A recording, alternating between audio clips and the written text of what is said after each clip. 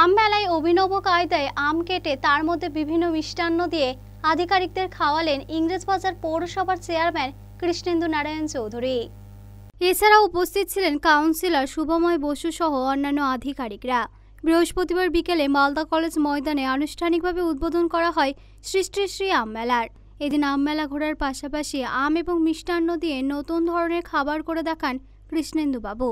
সুস্বাদু সেই খাবার আনন্দের সাথে গ্রহণ করেন আধিকারিকরা।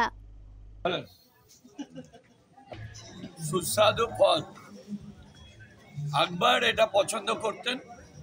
তিনি শুনেছি মালদাতেই আম বৃক্ষরোপণটা করেছিলেন।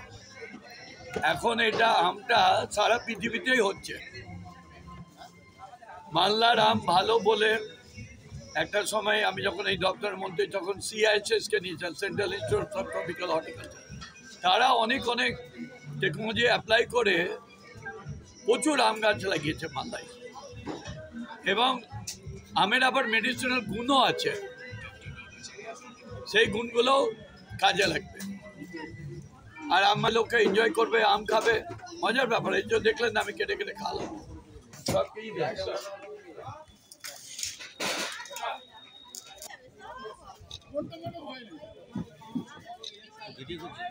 মালদা টুডে।